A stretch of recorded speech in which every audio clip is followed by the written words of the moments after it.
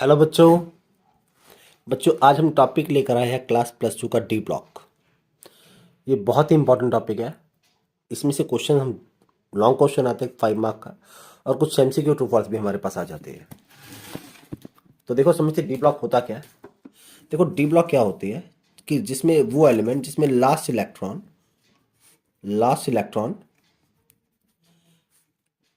Enter into D subshell.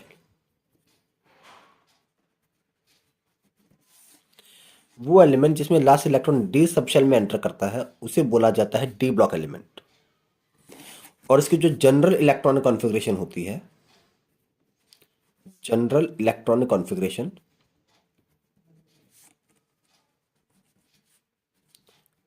वो इस तरह से होती है। नोट करो कॉपी पेन निकाल कर आप। n-1 T 1 to 10 ns 1 to 2। ये जनरल इलेक्ट्रॉनिक कॉन्फ़िगरेशन है डी ब्लॉक एलिमेंट की। और एक बात और याद रख लो कि अगर डी ऑर्बिटल मेरे पास डी ऑर्बिटल डी सबशेल या डी ऑर्बिटल अगर फुली फिल्ड हो उन्हें बोलते हैं नॉन ट्रांजिशन एलिमेंट।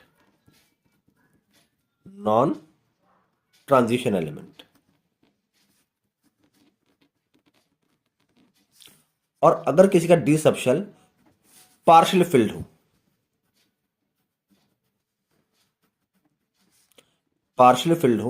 पार्शियली का क्या मतलब है? इनकम्प्लीट हो इनकम्प्लीट मतलब बोले तो नॉट फुली फिल्ड तो उन एलिमेंट्स को बोलते हैं ट्रांजिशन एलिमेंट। उन्हें क्या बोलते हैं? Transition elements. ठीक है, ये बहुत इंपॉर्टेंट टॉपिक है कि ट्रांजिशन एलिमेंट कौन से होते हैं मेरे पास, जिसका डी ऑर्बिटल क्या हो, पार्शियली फिल्ड हो या इनकम्प्लीट हो, या आम भाषा में बोले तो फुली फिल्ड ना हो, नॉट फुली फिल्ड, तो उन्हें क्या बोलते हैं? Transition element. और जिसका फुल्ली फिल्ड हो उन्हें बोलते हैं नॉन ट्रांजिशन एलिमेंट। तो हम कुछ एग्जांपल समझते हैं कि कौन से मेरे पास ट्रांजिशन होते हैं, कौन से नॉन ट्रांजिशन होते हैं। जैसे एग्जांपल के लिए अगर मैं बोल दूं मेरे पास आयरन है, आयरन का एटॉमिक नंबर 26 है। कॉन्फ़िगरेशन क्या लिखते हैं हम? Argon 3d6 4s2। तो इसको देखो हम इस तरह से भी तो लिख सकते थे ना, इसकी ऑर्बिटल पिक्चर को हम इस तरह से भी बना सकते हैं। डी में 5 सबशेल होते हैं। कितने इलेक्ट्रॉन है? 3d6। मेरे फोन की आवाज। तो देखो इसमें कितने इलेक्ट्रॉन है? 6। 5 सबशेल है मेरे पास। पहला इलेक्ट्रॉन, दूसरा, तीसरा, चौथा, पांचवा और 6वां ये वाला आ गया।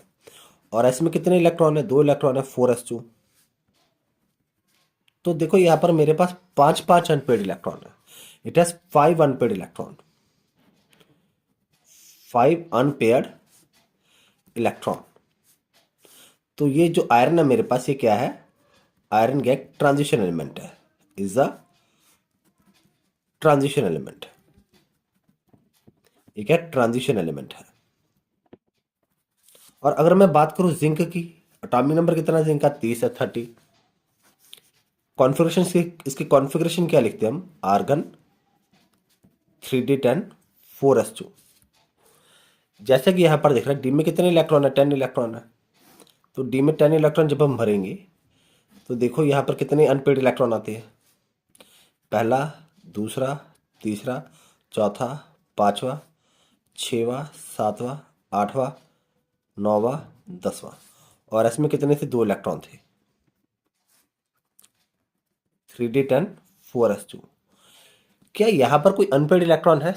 क्या कोई सिंगल इलेक्ट्रॉन है? नहीं। तो ये जिंक मेरे पास क्या है? Non transition element. जिंक क्या है? Is a non transition element. Non transition element. ठीक है।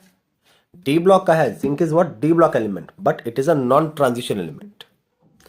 तो इस तरह के क्वेश्चन आपको एमसीक्यू में आते हैं। तो यहाँ पर देखो मैंने एक पिक्चर सी बनाई है जो आपकी मेन एलिमेंट है। एटॉमिक नंबर 21 से लेके 30 तक, जैसे 21 पे scandium, titanium, vanadium, chromium, manganese, iron, cobalt, निकल, कॉपर, जिंक। यहाँ पर मैंने इसकी कॉन्फ़िगरेशन भी लिखी है, जैसे argon 3d1 4s2, 3d2 4s2, 3d3 4s2। Chromium इसको अंडरलाइन किया, इसकी कॉन्फ़िगरेशन थोड़ी सी एक्सेप्शन है, थोड़ी सी चेंज है, ये एग्जाम में आ सकती है। तो क्रोमियम की क्या आएगी 3d5 4s1। फिर सेम एक एक इलेक्ट्रॉन ऐड करते जाओ। कॉपर की क्या आएगी 3d10 4s1 और जिंक की लास्ट में 3d10 4s2। बस जैसे जैसे एटॉमिक नंबर बढ़ेगा एक एक इलेक्ट्रॉन हमने ऐड करना है। मैंने दो एलिमेंट को अंडरलाइन किया है, क्रोमियम को और कॉपर को, इसकी कॉन्फ़िगरेशन एक्सेप्शन है, ये एग्जाम में आ सकती है। ठीक है, तो जिसके पास जिसका डी ऑर्बिटल फुली फिल्ड होगा, जैसे जिसका डी ऑर्बिटल देखो 30 का फुली फिल्ड है, ये फुली फिल्ड है, तो जिंक क्या नॉन ट्रांजिशन एलिमेंट, बाकी सभी क्या ट्रांजिशन एलिमेंट। ओके, अच्छा यहाँ पर देखो एक रिजल्ट हम क्या एक कंक्लूजन का निकाल सकते हैं। एक देखो कंक्लूजन हम क्या निकाल सकते हैं कि जो ट्रांजिशन एलिमेंट मेरे पास होते हैं, ट्रांजिशन एलिमेंट, जो ट्रांजिशन एलिमेंट्स होते हैं, ये देखो क्या होते हैं। पहले नंबर पर देखो ये क्या होते हैं, पैरामैग्नेटिक। ये क्या होते हैं, पैरामैग्नेटिक। पैरामैग्नेटिक मटेरियल क्या होते हैं, जो मैग्नेटिक फील्ड की तरफ अट्रैक्शन शो करते हैं। जो मैग्नेटिक फील्ड की तरफ अट्रैक्शन शो करते हैं उसे बोलते हैं पैरामैग्नेटिक मटेरियल। तो ट्रांजिशन एलिमेंट क्या है, पैरामैग्नेटिक। दूसरे नंबर पर देखो क्या है, these are coloured, these are coloured, coloured होंगी। अगर कोई भी कंपाउंड या सॉल्ट बनाएंगे तो वो क्या होगा, कलर्ड होगा, वो क्या होगा, कलर्ड होगा। ठीक है, ये दो क्वेश्चन बेसिकली आते हैं। जैसे एग्जांपल के लिए क्वेश्चन मेरे पास आ गया कि Zn+2 form white salt, white salt, but Cu+2 form color compound, color compound और blue compound, blue compound। Why? देखो क्वेश्चन आ गया कि हमारा कि जो Zn+2 है, अगर ये कोई कंपाउंड बनाएगा जहां पर इसकी ऑक्सीडेशन स्टेट +2 है तो वो व्हाइट बनाएगा, व्हाइट मतलब कलरलेस। और कॉपर अगर बनाएगा, Cu+2 बनाएगा तो वो क्या बनाएगा, कलर कंपाउंड बनाएगा। और कॉपर अगर कोई कंपाउंड बनाएगा तो उसका कलर क्या होगा, ब्लू होगा। वाई ऐसा क्यों है, जैसे कि हमने यहाँ पर देखा था कॉपर की देखो कॉन्फ़िगरेशन क्या थी, एटॉमिक नंबर 29 क्या थी कॉन्फ़िगरेशन, आर्गन 3d10 4s1। अब अगर दो इलेक्ट्रॉन जाएंगे तो कहाँ से जाएंगे, एक एस में से जाएगा, एक डी में से जाएगा, तो क्या बचेगा मेरे पास, argon 3d9 4s1 4s0 4s0। एक इलेक्ट्रॉन यहाँ से गया, एक इलेक्ट्रॉन यहाँ से गया, तो डी में कितने इलेक्ट्रॉन है, 9 इलेक्ट्रॉन है। जब डी में 9 इलेक्ट्रॉन आ गए तो देखो क्या कोई इसके पास अनपेड इलेक्ट्रॉन बचता है, 1 2 3 4 5 6 7 8 9। इसके पास देखो एक सिंगल इलेक्ट्रॉन बच गया, एक सिंगल इलेक्ट्रॉन बच गया। Cu+2 has one unpaired electron, one unpaired electron, so it will form color compound, color compound। ठीक है, it will form color compound, but in case of zinc Zn+2 की बात करें, Zn+2 में it has no unpaired electron, it has no unpaired electron, therefore it will form colorless compound, it will form colorless compound। देखो Zinc+2 आ गया, Zn+2, जब Zn+2 बनेगा तो 4s0 हो जाएगा। Zn देखो Zn की कॉन्फ़िगरेशन क्या थी, आर्गन 3d10 4s2, Zn+2 आ गया, एस में से दो इलेक्ट्रॉन गए, 0 3d10 3d10, कोई अनपेड इलेक्ट्रॉन है नहीं, तो वही लिखा है, it has no unpaired electron, so it will form colourless compound. ठीक है, तो बस आपने कॉन्फ़िगरेशन से, ये जो कॉन्फ़िगरेशन लिखी है इसको अच्छे से याद करना है। इसमें से क्वेश्चन आ सकते हैं, इसमें से क्वेश्चन आ सकते हैं।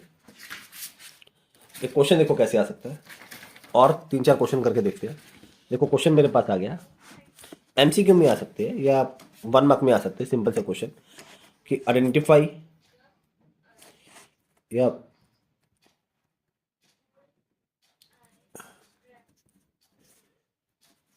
Which of the following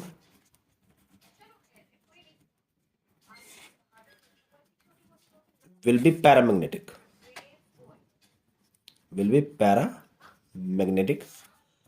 and which one will be diamagnetic, which one will be diamagnetic,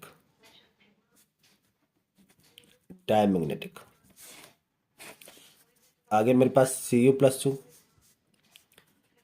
Zn+2, Fe+2, Scandium+3, ये मेरे पास अलग अलग कंपाउंड आ गए हैं। ठीक है, अब देखो क्या पूछा उसने, कौन सा मेरे पास पैरामैग्नेटिक होगा, कौन सा डायमैग्नेटिक होगा। पैरामैग्नेटिक जिसके पास अनपेड इलेक्ट्रॉन हो, अनपेड। देखो जिसके पास अनपेड इलेक्ट्रॉन आ गया, अनपेड डी इलेक्ट्रॉन आ गया, तो वो क्या होगा, paramagnetic, paramagnetic.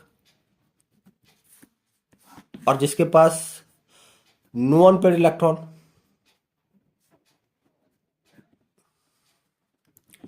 No unpaired D electron, तो वो क्या होगा, डायमैग्नेटिक, वो क्या होगा, डायामैग्नेटिक। तो कॉपर का भी क्या था, Cu+2 में क्या रहा मेरे पास, आर्गन 3d9 4s0, इसके पास एक अनपेड इलेक्ट्रॉन है, 1 अनपेड इलेक्ट्रॉन, अनपेड इलेक्ट्रॉन, तो ये क्या मेरे पास, पैरामैग्नेटिक। पी लिख दिया मतलब पैरामैग्नेटिक, पी मतलब पैरामैग्नेटिक।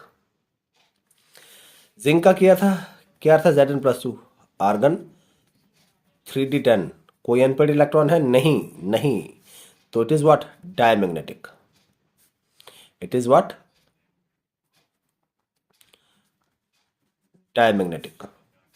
Fe+2 आ गया, Fe+2 का देखो हमने भी क्या रखा है, Fe+2, Fe क्या थी कॉन्फ़िगरेशन,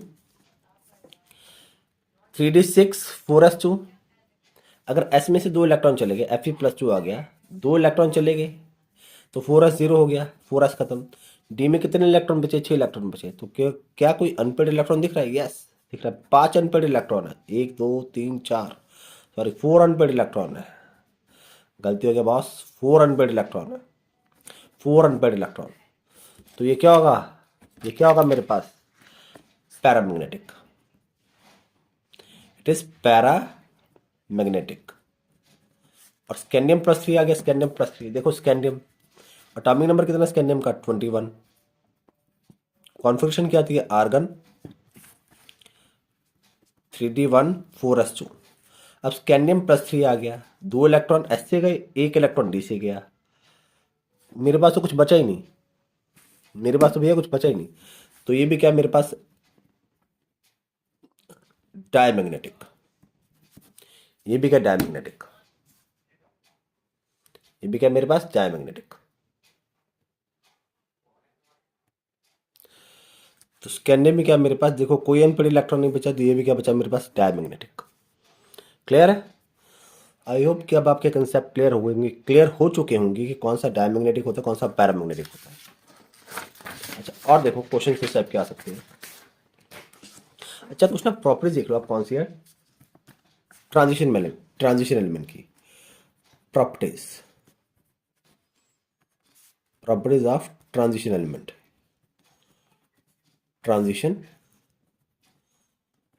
एलिमेंट्स, प्रॉपर्टी देखो कौन कौन सी आती है। सबसे पहले देखो, it is paramagnetic,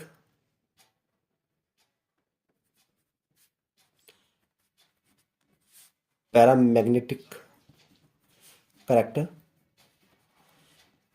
paramagnetic character show करते हैं। कोई भी कंपाउंड बनाएगा जिसके पास अगर कोई भी अनपेड इलेक्ट्रॉन आ गया तो वो क्या होगा, ट्रांजिशन एलिमेंट, और वो क्या होगा, पैरामैग्नेटिक करेक्टर शो करेगा।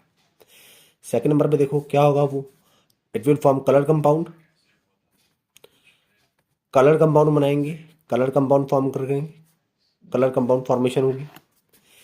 थर्ड नंबर पे देखो, they will form alloy, alloy formation,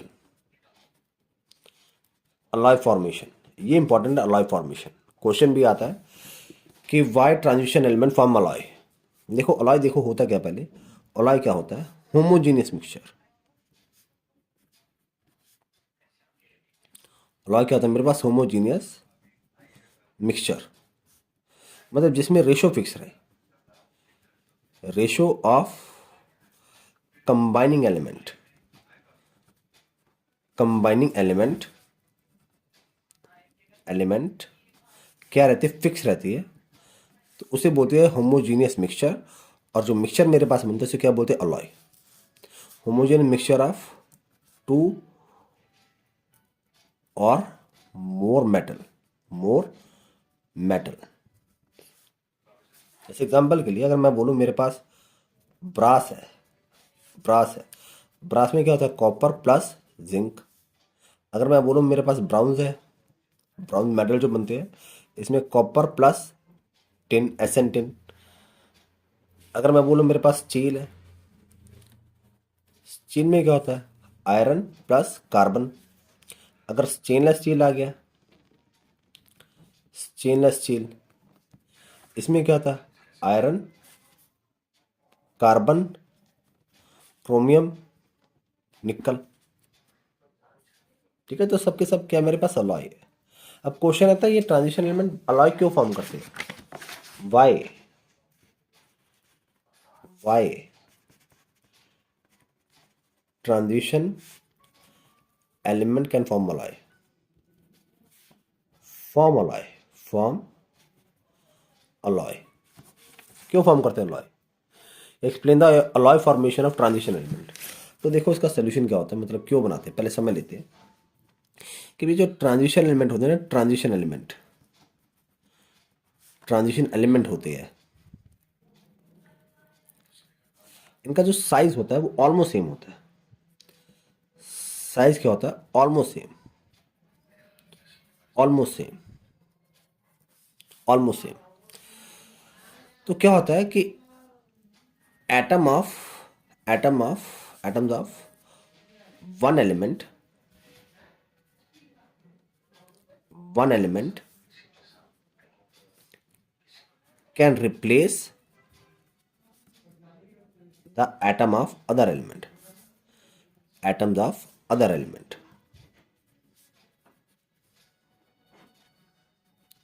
other elements। कि भैया देखो एटम है, कोई एलिमेंट है, इसका एटम है ए, एटम है ए,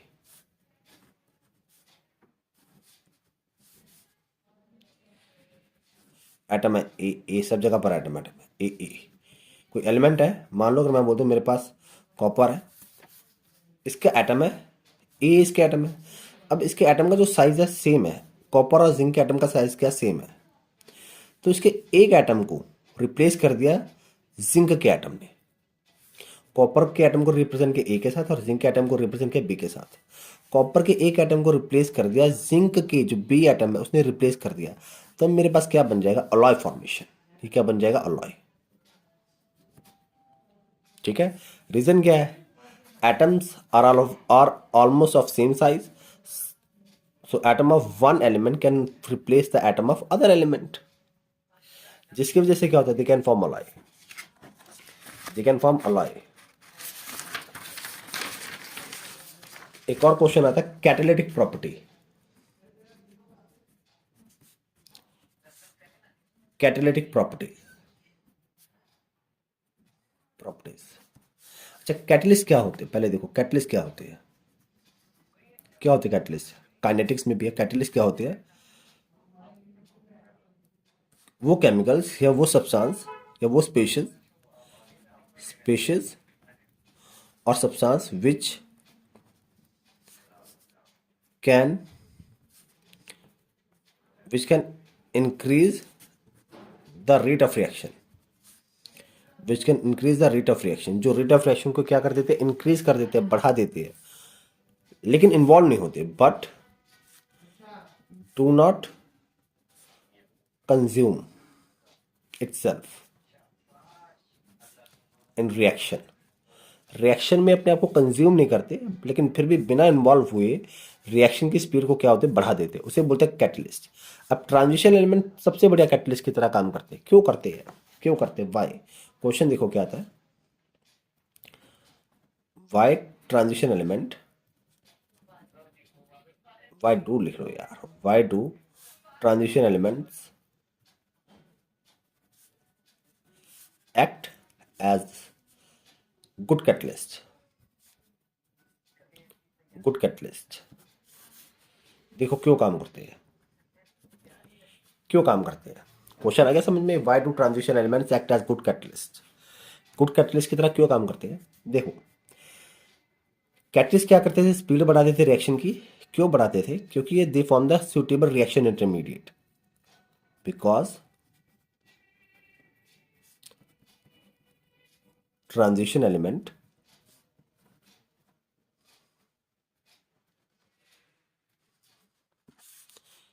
can form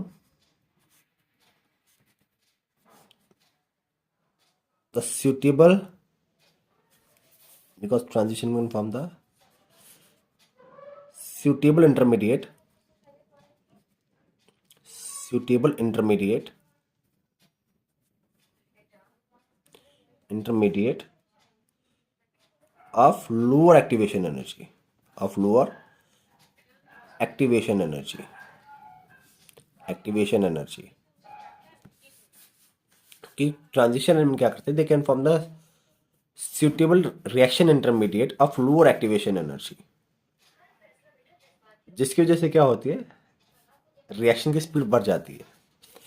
तो ये इसका आंसर है, because transition element can form the suitable reaction intermediate of lower activation energy. अच्छा कौन कौन से कैटलिस्ट है, एमसीक्यू में क्वेश्चन आ सकता है, कौन कौन से कैटलिस्ट है। कुछ कैटलिस्ट के नाम ले लेते हैं, जैसे मान लो एक मेरे पास है हाइड्रोजनेशन। हाइड्रोजनेशन रिएक्शन के लिए कौन सा कैटलिस्ट यूज करते हैं हम? हाइड्रोजनेशन के लिए हम यूज करते हैं निकल, निकल प्लेटिनम, ये कैटलिस्ट है। निकल प्लेटिनम पीटी ये मेरे पास कैटलिस्ट है। सेकंड नंबर के लिए कॉन्टैक्ट प्रोसेस है, एक बहुत important contact process. Contact process किसके लिए होता है?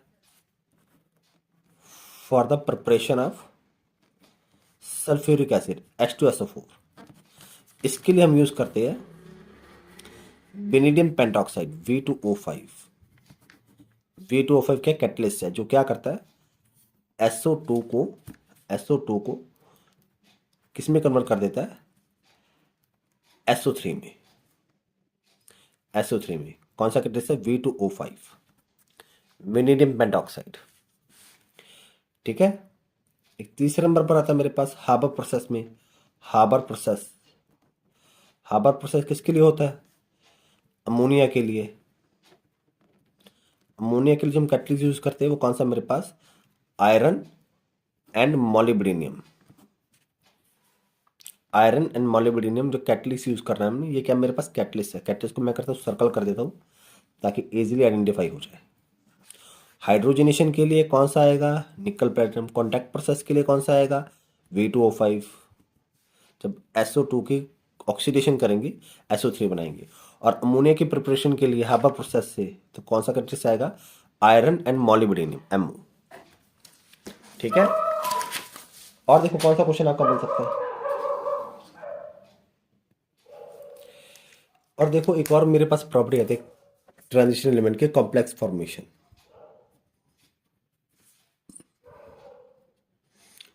कॉम्प्लेक्स फॉर्मेशन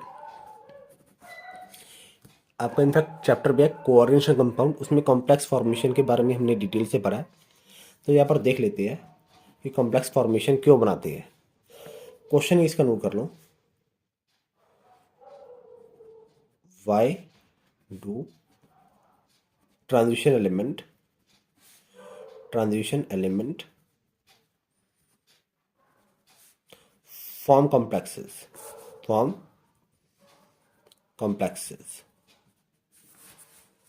ठीक है, कि ट्रांजिशन एलिमेंट क्यों बनाते हैं, तो देखो इसका सिंपल सा लॉजिक देखो क्या है।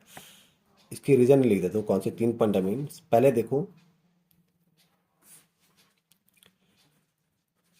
Due to the availability of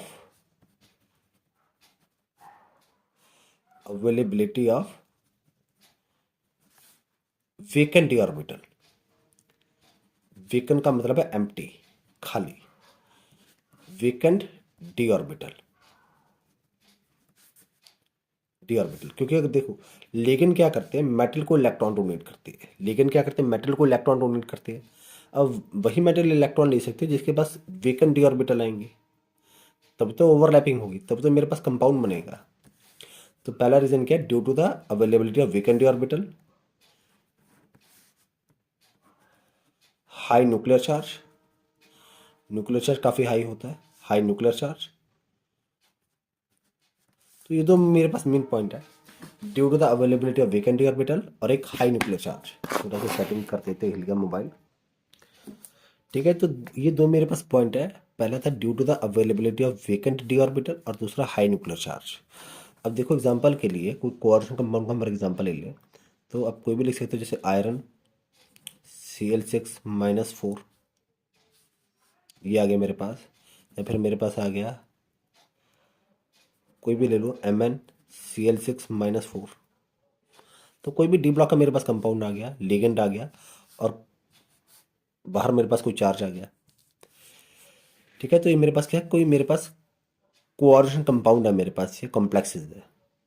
okay, एक और टॉपिक देखो आपका कौन सा है, जिसके पीछे कोई रीजन हो स्पेसिफिकली। हाँ, एक क्वेश्चन देखो आगे एक, कि Y do transition element,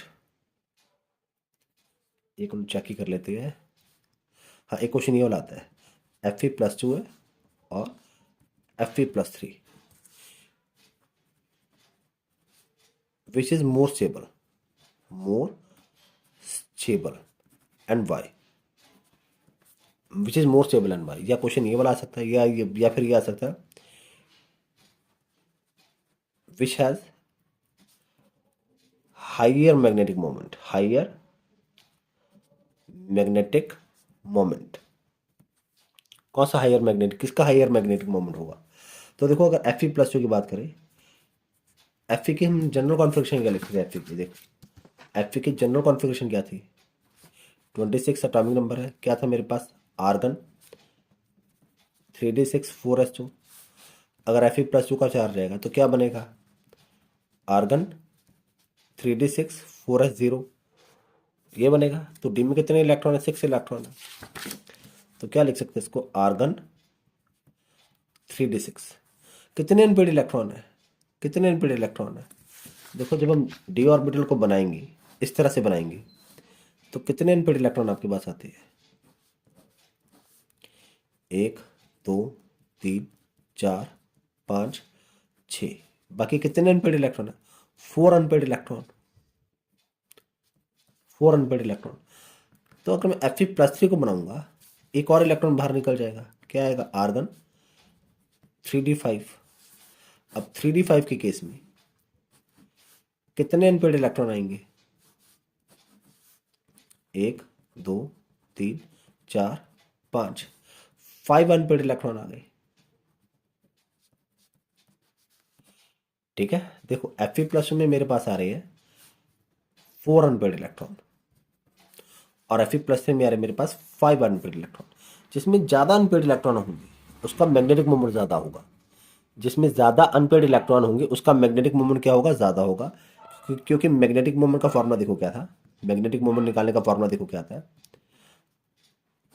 √n × n+2। n is what, number of unpaired electron.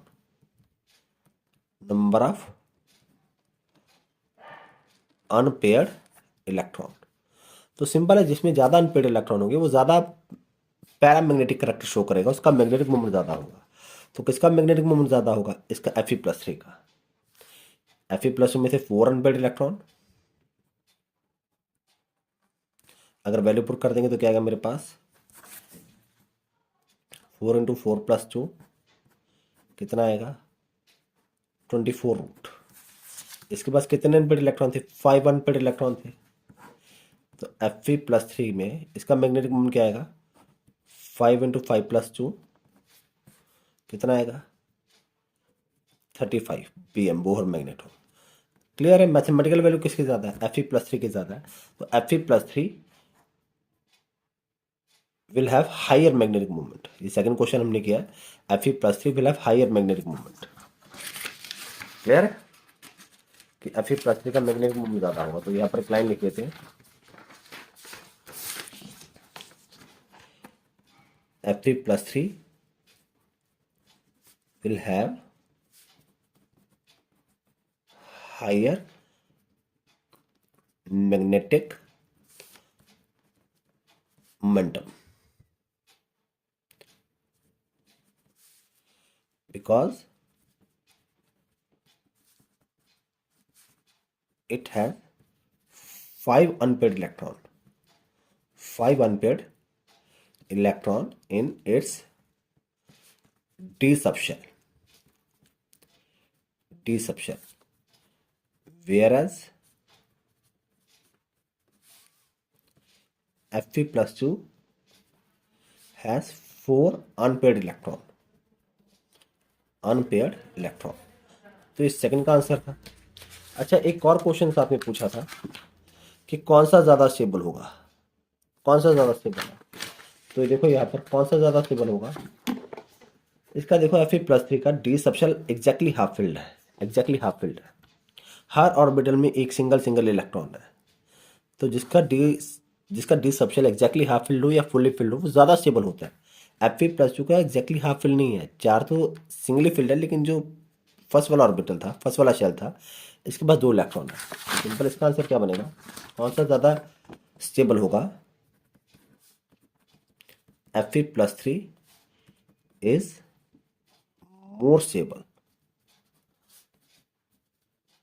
Then Fe+2। Reason लिख दो, because Fe+3 ion has argon 3d5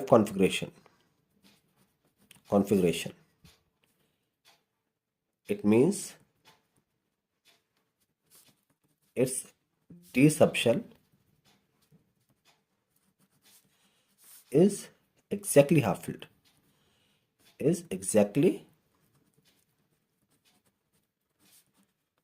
filled. Okay, तो आई होप आपको वीडियो समझ में आ रही होगी। समझ में आ गई तो कमेंट करके बता देना, कोई डाउट हो तो पूछ लेना, क्लियर करने की कोशिश करेंगे। अभी आपके एग्ज़ाम में कुछ टाइम बड़ा है, 10 तारीख को एग्ज़ाम है, हमारे पास पड़े 2-4 दिन। अच्छा, एक और क्वेश्चन देखो क्या बनता है डी ब्लॉक का।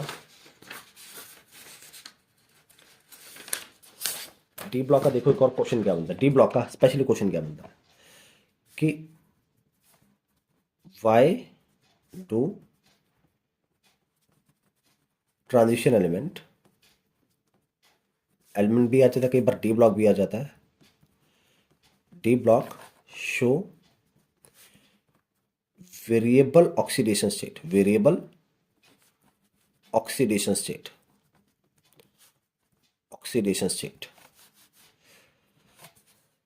ये देख लो इसका। अच्छा, वेरिएबल वर्ड का मतलब देख लो क्या आता है। वेरिएबल का मतलब देख लो क्या आता है, नॉट फिक्स, जो क्या होता है चेंज होता रहे,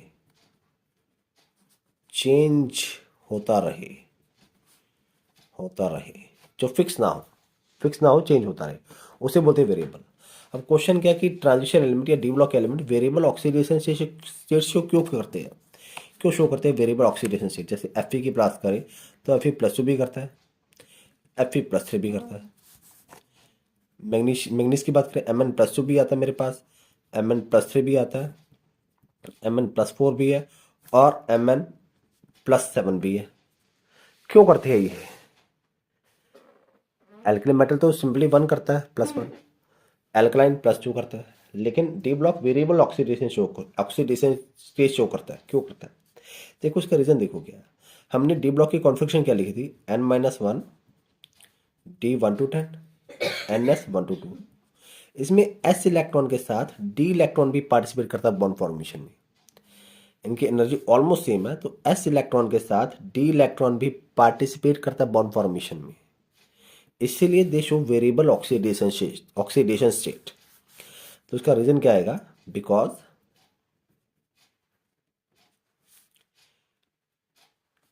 electrons of d orbital can also participate in bond formation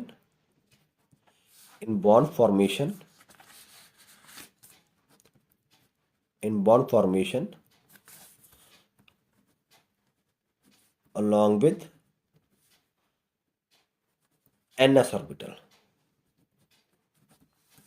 कि ns ऑर्बिटल के साथ d ऑर्बिटल के जो इलेक्ट्रॉन है ये भी पार्टिसिपेट करते हैं बॉन्ड फॉर्मेशन में। That is Y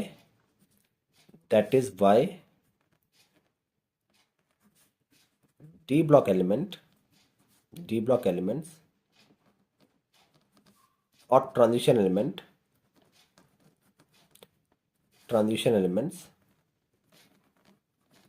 show variable oxidation state, variable oxidation state।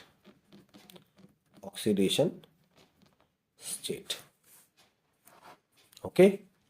हाँ, लेकिन एक ऐसा एलिमेंट है जो वेरिएबल ऑक्सीडेशन स्टेट शो नहीं करता, वो है zinc. Doesn't show variable oxidation state. कि भैया वो क्या कहता है? जिंक है जो वेरिएबल ऑक्सीडेशन स्टेट शो नहीं करता, ये सिर्फ एक ही टाइप का करता है, और वो कौन सी होती है? Zn+2। मतलब कौन सी आएगी? +2 oxidation state. Because after losing this 2 electron Zn+2 will acquire, zinc will acquire 3d10 configuration।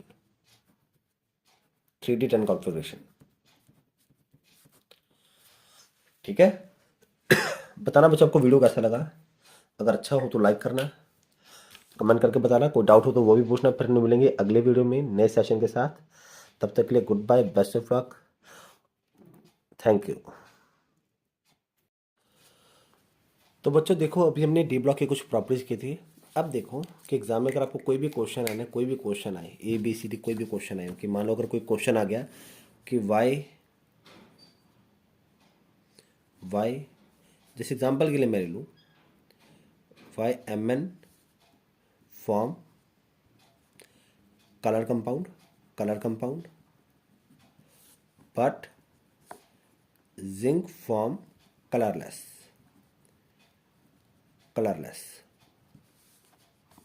कोई भी क्वेश्चन आ गया कोई भी कलर का, कि मान लो ए है, ये फॉर्म करता है कलर कंपाउंड, ये फॉर्म करेगा कलर कंपाउंड, और बी फॉर्म करता है कलरलेस। कोई भी नाम आ जाए, colourless.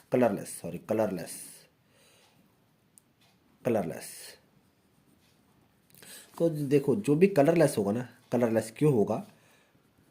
Due to fully filled D orbital. कि इसका डी ऑर्बिटल फुल्ली फिल्ड है, इसीलिए क्या होगा? कलरलेस होगा। और जो कलर होगा ये क्यों होगा? Due to partially filled D orbital.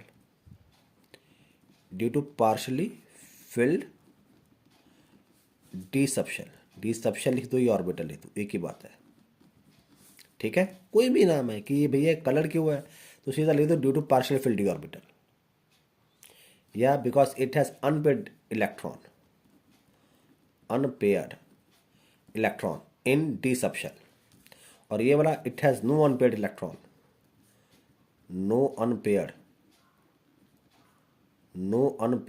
Electron in D subshell. कोई भी क्वेश्चन है, चाहे कलर का हो या मैग्नेटिक करेक्टर का हो, ये डायमैग्नेटिक का हो, ये मैग्नेटिक मोमेंट का हो, मैग्नेटिक करेक्टर का हो।